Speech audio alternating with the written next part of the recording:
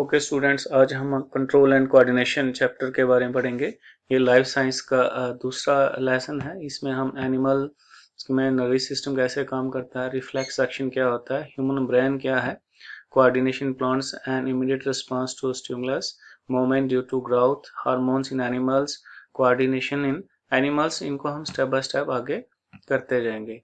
सबसे पहले stimuli and coordination क्या होता है? The changes in the environment to which living organisms respond are called stimuli. मतलब वो चेंजेस जो एनवायरनमेंट में होती हैं जिसके मुताबिक ऑर्गेनिज्म रिस्पॉन्स करता है उसको बोलते हैं stimuli. For example heat, cold, sound, smell, touch, gravity, water etcetera. Living organism respond to stimuli in the form of moments की शक्ल में ये अपना रिस्पॉन्स देते हैं। कोऑर्डिनेशन हो गया, for a proper response to stimuli many organs in the body जो होते हैं वर्क इकट्ठे करते हैं। The working together of various organs in the organism to produce a proper response to a proper response देते हैं स्टिमुलाई को, stimulus को, जिसको हम कोऑर्डिनेशन बोलते हैं। In animals control and coordination done by nervous system and endocrine glands and in plants control and coordination is done by chemical substances called plant hormones or what hormones, ये plants में करते हैं।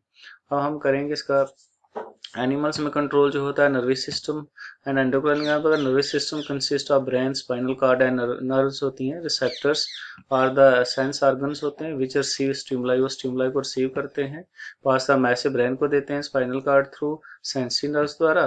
Photo receptors होते हैं जैसे in the eyes, वो light को करते हैं। फोटो रिसेप्टर्स, फोनो रिसेप्टर्स होते हैं जो डिटेक्ट साउंड करते हैं। ऑलिफैक्टरीज बहुत जो स्मेल को डिटेक्ट करते हैं। ये सारे जैसे दिए हैं डिटेक्ट करते हैं। जो फैक्ट्स हो गया मतलब आर द मसल्स होते हैं, ग्लैंड्स होते हैं which response to the information from brains, information लेते हैं और spinal cord through motor nerves तक पहुंचाते हैं। सेंसरी नर्व्स का होता है nerves which carry information from receptor से इन्फॉर्मेशन लेके वो ब्रेन और स्पाइनल कार्ड को देते हैं। मोटर नर्व्स का काम होता है और नर्व्स होती हैं जो कैरी इन्फॉर्मेशन करती हैं ब्रेन से और स्पाइनल कार्ड से टू द फैक्टर्स को देते हैं, मसल्स ग्लैंड्स को ये इन्फॉर्मेशन देते हैं। अब आगे आगे देखो इसकी डायग्राम पूरी ह्यूमन नर्वस सिस्टम है, ये क्या कौन कौन से पार्ट्स हैं होते हैं बॉडी के अंदर, कैसे काम करते हैं ये देखिए। अब आ गया parts of human nervous system. Parts कौन कौन से हैं?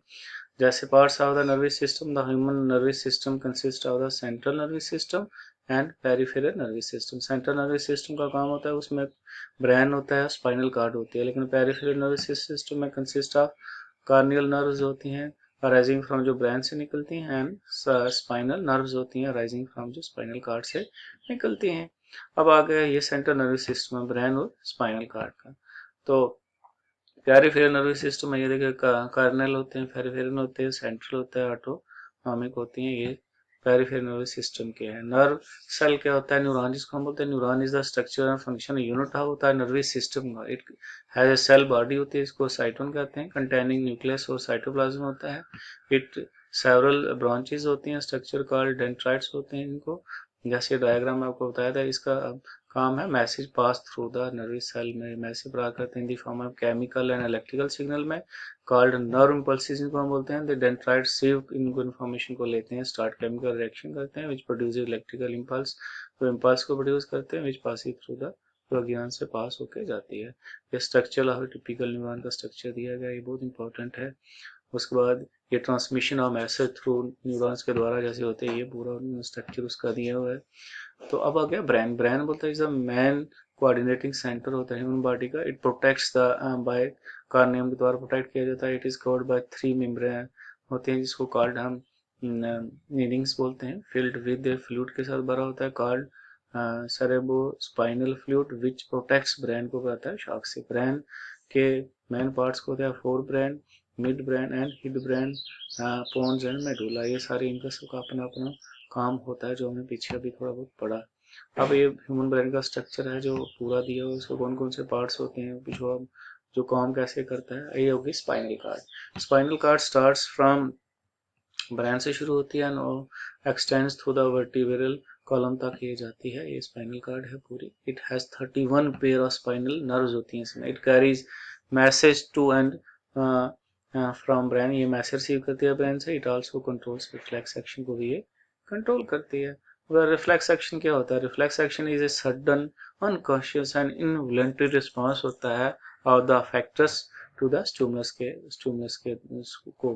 For example we suddenly withdraw our hand, हम अपना हाथ एकदम उठा लेते हैं, इफ वी सडनली टच, हर चीज को टच करते हैं। In this reflex action the nerves in the skin, जो नर्व्स होती हैं receptor detect the heat and power, detect heat को डिटेक्ट करती हैं और पास मैसेज थ्रू कर देते हैं sending to the spinal cord को। Then the information passes through the motor nerves में जाती है to the muscles factors of the hand and we withdraw the hand. उसके बाद आ गया रिफ्लेक्स एक्शन, ये डायग्राम उसकी पूरी बताइए कैसी है, काम करती है ह्यूमन बॉडी के अंदर। उसके बाद रिफ्लेक्स आर्क क्या होती है, the pathway of reflex action is called reflex arc, वो रास्ता जो पाथवे होता है जिससे एक्शन होता है उसको बोलते हैं reflex arc. In reflex arc the stimulus is received by receptor द्वारा लेते हैं and it passes sensory nerves को स्पाइनल कॉर्ड तक, फ्रॉम द स्पाइनल कॉर्ड से इंफॉर्मेशन पास थ्रू होती है मोटर नर्व्स में टू द फैक्टर्स मसल्स में फॉर द रिस्पॉन्स के लिए। इसे कैसे कैसे होता है ये बताया ना। रिफ्लेक्स आर्क यो होता है, reflex arc shows how neuron types पर कैसे काम करते हैं सारे इकट्ठे, ये पूरी डायग्राम में आपको शो किया गया है। उसके बाद आया कोऑर्डिनेशन, प्लांट्स में कोऑर्डिनेशन कैसे होता है। In plants control and coordination done by chemical substances द्वारा होता है, जिसको हम बोलते हैं प्लांट हार्मोन्स, जिसको हम कहते हैं। There are 5 types of hormones होते हैं। जैसे एक्सिन हो गया, हेल्प इन सेल डिवीजन में मदद करता है, सेल एलोंगेशन में और ग्रोथ में। गैबलिन्स होता है, हेल्प ये growth of system and branches की मदद करता है ग्रोथ करने में। साइटोनिन्स होता है, हेल्प ये डिवीजन, सेल डिवीजन और formation of fruits and seeds में सहायता करता है।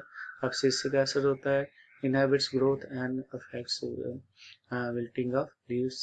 एंड एथिलीन होता है, helps in flowering and ripening of fruits. ये केमिकल्स हैं जो प्लांट्स में होते हैं। कोऑर्डिनेशन प्लांट्स में कैसे होता है, ये डबल फर्टिलाइजेशन, ये डायग्राम इसमें बताई गई है।